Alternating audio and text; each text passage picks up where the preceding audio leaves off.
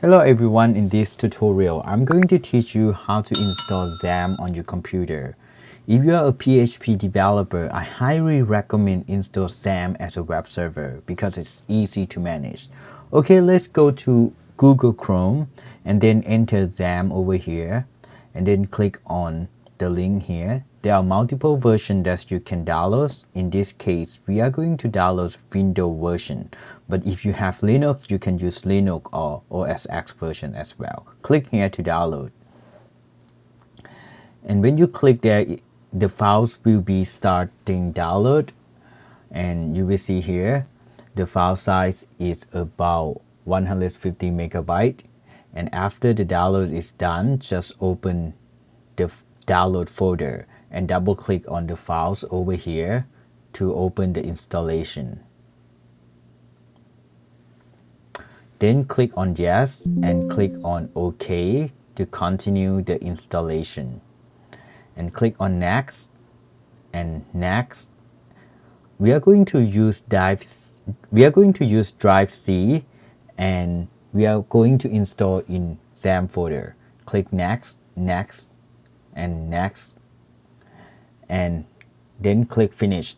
First, it will pop up XAMPP server over here, XAMPP software. I will close all of this software and open it again. Okay, we go to start and enter XAMPP and click on it, and then click on start to start Apache server, and click on start here to start MySQL and PHP MyAdmin.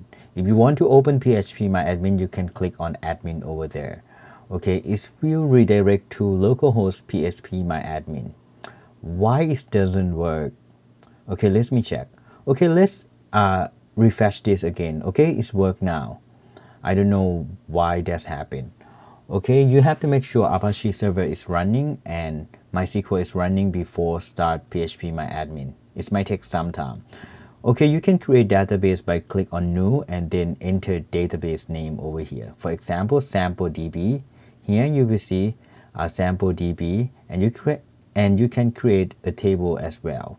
So if you want to delete this database, you can go to operation and then click on drop the database and click on OK. See, we successfully delete the database.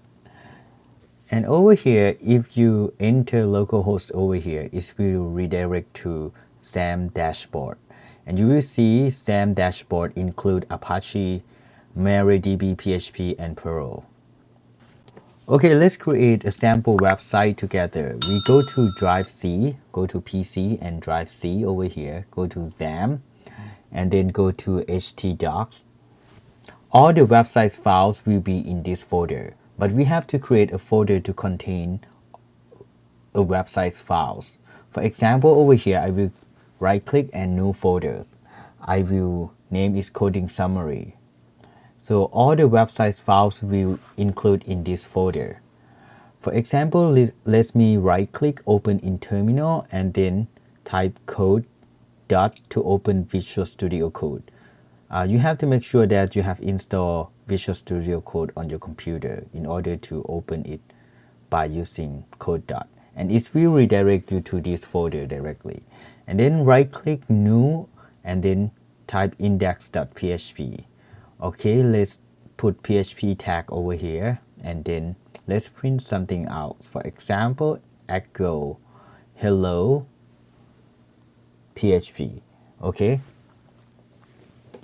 And then we are going to save these files. In order to access this website, we are going to localhost and then dash and backslash, and then we have to enter the folder names. For example, coding summary. Okay, over here we enter coding dash summary and enter. See, it will redirect to the index files that we've just created. For example, if I want to create a about page, over here I create a new file about.php, and then I create PHP tag over here, and then I type echo about page.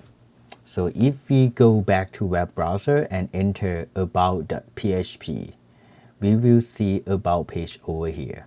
Alright, we successfully tested that PHP is running on our web server on our local computer. If you like this video, feel free to click like, subscribe, and comment down below.